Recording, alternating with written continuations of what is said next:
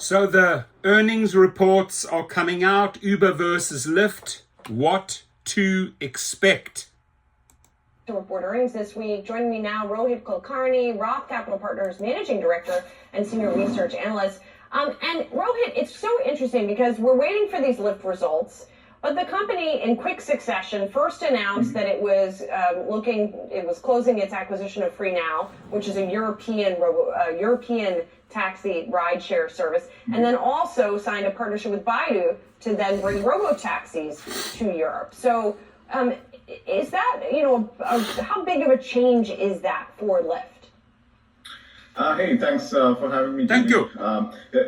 It is a sign. Exactly those two things are good signs of improving execution at Lyft. That's something that has been an issue all along, and that has been an issue amongst investors where Lyft has unproven potential, and with M&A, with partnerships, and just basic baby steps, left foot, right foot, indicates good execution, and that should be supportive of positive sentiment into earnings. And as for the earnings themselves, what do you expect them to show? Mm-hmm. Overall, I believe just the macro backdrop, lack of volatility due to tariffs, general FX related tailwinds, travel spend, high-end consumer, all these data points are coming together for both Lyft and Uber. There may be some pockets of inbound travel softness in inbound the US, travel, but overall, we expect we are clearly leaning positive into Uber and Lyft for their earnings. For Uber, we think they need slightly better than a small beat into the quarter. For Lyft, the bar is quite low. The bar is quite low. We're tactically more positive on Lyft. Uber, we like it. We love it a lot. We love it. And that's the one. We don't love it. Drivers don't love it. Overall, I would just say leaning positive.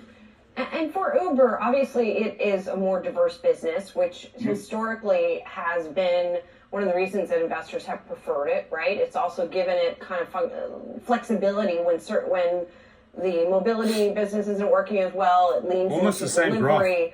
Yep. What is that sort of mix going to look like this quarter? The mix has somewhat remained surprisingly stable and constant. One would think they would have slightly greater mix towards the delivery business, which has more kind of organic growth drivers. Just beyond restaurant delivery, they have ads business, they have grocery delivery, they have e-commerce delivery. So there are more organic growth drivers in the delivery business, but the mix has been 60-40 over the past couple of years, which is more mobility, and 40% of the business is delivery. Profitability has improved significantly over the last 6 to 9 months, so that has become more of a focus area amongst investors. On the other hand, on mobility, stating the obvious, what happens with robo-taxis, Google's Waymo over the next 6 months is going to be a big focus area on Uber and Lyft's results as well. Well, and who do you think between these two wins in autonomous? I mean, we've got this new announcement in Europe from Lyft. We have, of course, as you referred to, the Waymo partnership from Uber. Who do you think comes out on top? In my opinion, kind of, it still remains to be seen, but the peak kind of fears of existential issues on the ride-sharing business because of robotaxi, I think from investors' perception, the peak robotaxi fears are somewhat behind us. The risk is still elevated. In a world where there are more robotaxis on the road, what is the role of Uber and Lyft? What is the role of Uber and Lyft going to look like?